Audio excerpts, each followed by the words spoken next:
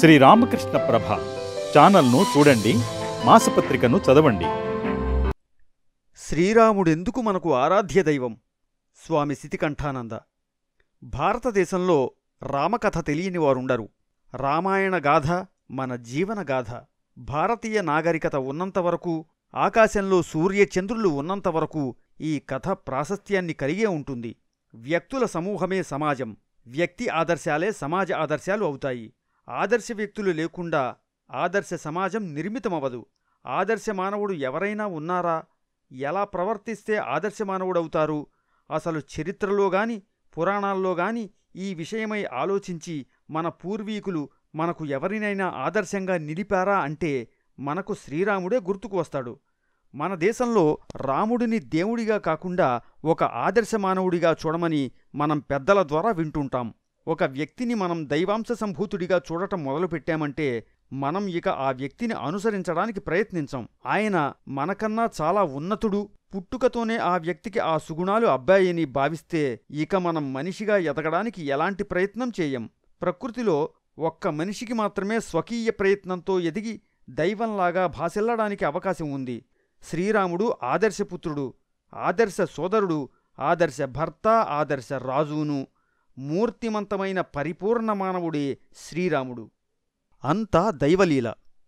కష్టాలు ఒకదాని తర్వాత ఒకటిగా వచ్చినప్పటికీ మనోనిబ్బరం కోల్పోకుండా సంయమనాన్ని కలిగి ఉండి బాధనంతా తాను తీసుకుని ఇతరులకు మాత్రం ఆనందాన్ని పంచి ఇచ్చిన ధర్మమూర్తి శ్రీరాముడు. ప్రపంచం మొత్తాన్ని దైవలీలగా సదాకాంచగలగడం వలన శ్రీరాముడికి అంత సహనశీలత, క్షమాగుణం అబ్బాయి. గాలిదుమారం మహాపర్వతాన్ని ఏమీ చేయలేని విధంగా కష్టాలు ఆయన్ని విచలితుణ్ణి చేయలేకపోయాయి. ఆయన మనస్సును కల్లోల పెట్టలేకపోయాయి. అందుకే రాముడు మనకు ఆదర్శ దైవం, మన జీవన నౌకకు దిక్సూచి అయినాడు. శ్రీరాముడిని పూజించడమంటే ఎలాంటి క్లిష్ట సమయాల్లోనైనా ఎలాంటి ఇడుములు వచ్చినా ప్రశాంతతను కోల్పోకుండా ఉండగలగటమే. అదెలా సాధ్యం? మనం సాధారణ మనుషులం కదా. కష్టాలు వచ్చినప్పుడు చలించకుండా ఎలా ఉంటామని మనం అనుకోవచ్చు. రాఘవుడి మనోభావన ఎలా ఉండేదో ఆయన జీవితంలోని సంఘటన ద్వారానే చూద్దాం. వనవాసానికి వెళ్లమని చెప్పడానికి దశరథుడి సమక్షంలో ఉన్న కైకేయి సుమంత్రుడి ద్వారా శ్రీరాముడిని పిలిపిస్తుంది. కైకేయి కోరికతో అప్పటికే ఖిన్నుడై ఉన్న దశరథుడు శ్రీరాముడికి తనంతట తానుగా ఏమీ చెప్పలేకపోతాడు. అప్పుడు కైకేయి, రామా, పూర్వం దేవతలు రాక్షసులు యుద్ధం చేస్తున్నప్పుడు నీ తండ్రి దేవేంద్రుని పక్షాన పోరాడారు. ఆ యుద్ధంలో ప్రాణాపాయ సమయంలో 2 సార్లు ఆయన్ని నేను కాపాడాను. అప్పుడాయన సంతోషంగా నాకు 2 వరాలిచ్చారు. ఆ 2 వరాలను నేను ఇప్పుడడిగాను. అవి ఏమిటంటే, నువ్వు ఈరోజే అరణ్యవాసానికి వెళ్లటం, భరతునికి రాజ్యపట్టాభిషేకం చేయటం. ఈ మహారాజు సిగ్గు వలన నీతో స్వయంగా చెప్పలేకపోతున్నాడు. ఆయన పరిస్థితిని అర్థం చేసుకో. రాజు ఇచ్చిన వరాలను అమలుపరిచి రాజుకు సత్యవ్రతుడన్న పేరును నిలబెట్టు అంటుంది. అప్పుడు రాముడు, అమ్మా, భరతుడి రాజ్యపట్టాభిషేకం గురించి తండ్రిగారు నాతో ఒక్క మాట చెప్పినా నేను సంతోషంగా అంగీకరించేవాడిని. నన్ను ఎవరూ ప్రేరేపించకపోయినా నేనే తమ్ముడైన భరతుడి కోసం సీతను, రాజ్యాన్ని, ఇష్టజనాన్ని, ఆఖరుకు నా ప్రాణాల్ని కూడా సంతోషంగా అర్పించేవాణ్ణి అంటాడు. శ్రీరాముడి త్యాగబుద్ధిని, ఔదార్యాన్ని చూడండి.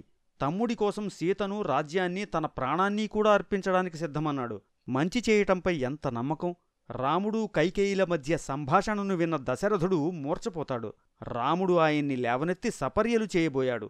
అప్పుడు కైకేయి రాముడితో, రాజుకు సేవలు చేసే వంకతో అడవులకు పోకుండా ఆలస్యం చేస్తున్నావు అని పరిపరి విధాల నిందిస్తుంది. దాశరథి ఆగ్రహోదగ్రుడవలేదు. ఆమె మాటలకు వ్యధ చెందలేదు. ఆయన ముఖంలో ఎలాంటి మార్పూ లేదు. పైగా తనను నిందించిన కైకేయితో రాముడు ఇలా అంటాడు, అమ్మా, తండ్రికి శుశ్రూష చేయడం, ఆయన ఆజ్ఞను పాలించడం నా ధర్మంగా భావిస్తాను. మా తండ్రిగారు చెప్పినా చెప్పకపోయినా నీ మాటే ఆయన ఆజ్ఞగా శిరసావహిస్తాను. 14 సంవత్సరాలు అరణ్యవాసం చేస్తాను. నీకు నా మీద సర్వాధికారాలు ఉన్నాయి.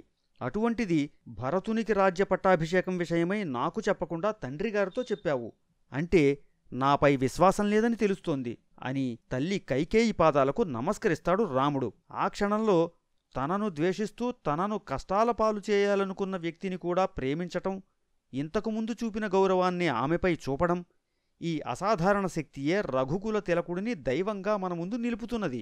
కేవలం పుట్టుక కాదు, ఎంత మనోనిబ్బరత! ఏమా క్షమాగుణం, ఏమా తితిక్ష, ఈ లక్షణాలకే మనం మోకరిల్లుతున్నాం.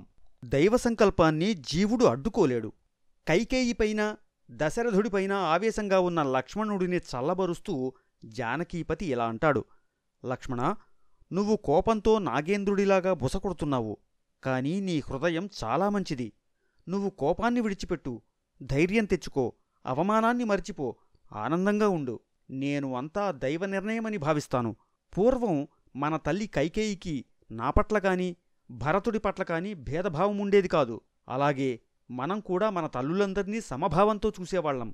అటువంటి ఆమె ఇప్పుడు ఎంత ఉగ్రరూపం దాల్చిందంటే దైవమే ఆమెని ప్రేరేపించి ఉంటుంది. దైవ ప్రభావాన్ని మనం ఊహించలేం. ఏ ప్రాణికి కూడా దైవాన్ని అడ్డుకునే శక్తి లేదు. ఇక నా విషయం, కైకేయీదేవి విషయం వేరే చెప్పాలా? దైవం ఆడించినట్లల్లా ఆడటమే మనం చేయగలిగింది. సుఖదుఖాలు, భయక్రోధాలు, లాభనష్టాలు, ఉత్పత్తి వినాశనాలన్నీ దైవప్రేరితాలే. ఈ మాటల్లో సనాతన ధర్మ సారమంతా ఇమిడి ఉంది. భగవంతుడిని శరణు వేడటమంటే ఏమిటో ఈ మాటల ద్వారా శ్రీరాముడు మనకు తెలియజేశాడు. నిన్నటిదాకా ఒకలా ప్రవర్తించిన తల్లి కైకేయి నేడు మరోలా ఎందుకు ప్రవర్తిస్తున్నదని తలపట్టుకుని కూర్చోలేదు. ఆమెను ఈసడించుకోలేదు. ఆమె అశక్తురాలని, ఆమె మనసు, సంస్కారాలు ఆమె స్వాధీనంలో లేవని, లోకాతీత శక్తి ఆడిస్తున్నట్టల్లా ఆమె ఆడుతున్నదని గ్రహించాడు. కాబట్టి రామయ్యకు ఆమెపై ఇసుమంతైనా ఏహ్యభావం కలగలేదు. అందువల్ల అలాంటి పరిస్థితుల్లో కూడా తనకు ద్రోహం తలపెట్టపూనుకున్న వాళ్లపైన కూడా కరుణార్ద్ర దృష్టిని ప్రసరింపజేయగలిగాడు. మనమంతా భగవంతుడి చేతిలో నిస్సహాయ ఉపకరణాలం. ఈ భావన మనకు ఎల్లప్పుడూ ఉంటే, నేను నా ఇచ్ఛ అన్న భావాలు లేకపోతే మనం సదా శాంతితో ఉండగలుగుతాము. కౌసల్యానందనుడు తన జీవితాన్ని ఉదాహరణగా నిలిపి మనకు సర్వోత్కృష్ట బోధ చేస్తున్నాడు. గీతలో నిమిత్తమాత్రం భవ సవ్యసాచిన్ అన్నప్పుడు శ్రీకృష్ణుడు అర్జునుడికి చెప్పింది కూడా ఇదే. ఇలా నిరంతరం భావించాలంటే దీనికి చాలా శక్తి కావాలి కూడా. శ్రీరాముడిలోని ఈ శక్తికే మనం ప్రణమిల్లుతున్నాం. మనం కూడా అంత శక్తిని పొందాలని అనుకుంటున్నాం. ఆయనకు ఆ శక్తి ఎలా వచ్చింది? అన్ని కష్టాలు వచ్చినప్పుడు కూడా శ్రీరాముడు చలించకుండా ధీరుడిలాగా ఎలా నిలబడగలిగాడు అని మనం ప్రశ్నించుకుంటే, నిస్సంగ బుద్ధి, వైరాగ్య తీవ్రత, ప్రపంచమంతా దైవలీల అన్న అవగాహన ఆయనకు ఈ శక్తిని ప్రసాదించింది. మనం కూడా అలాంటి వైరాగ్యాన్ని, నిస్సంగ బుద్ధిని అలవర్చుకోవడం ద్వారా ఆ శక్తిని పొందవచ్చు. దైవం ఆడుతున్న నాటకంలో మనమంతా పాత్రధారులమని గ్రహించడమే శ్రీరాముడికి మనం చేసే నిజమైన పూజ. మనం అలా జీవించగలగడం సాధ్యమా? ప్రాపంచిక జీవితంలో ఉంటూ అలా ఉండటం అసలు సాధ్యమేనా అని కొందరి ప్రశ్న. శ్రీరాముడు గృహస్థ జీవితంలో కుటుంబ బాధ్యతల మధ్య ఉంటూనే ఇలా ప్రవర్తించగలిగాడు కదా. మనం ప్రతిదీ చాలా తీవ్రంగా తీసుకుంటున్నాం. సర్వం భగవంతుడి లీల అన్న స్పృహ మనకు సదా ఉండటం లేదు. మన సంకల్పం ప్రకారం కార్యం జరిగితే మనకు సంతోషం, విరుద్ధంగా జరిగితే దుఃఖం. అసలు మన సంకల్పం అంటూ ఉండకూడదు. ఉన్నా మన సంకల్పం అంత ముఖ్యం కాదని తెలుసుకోవాలి. సృష్టి మొత్తం దైవ సంకల్పం మేరకే నడుస్తున్నది.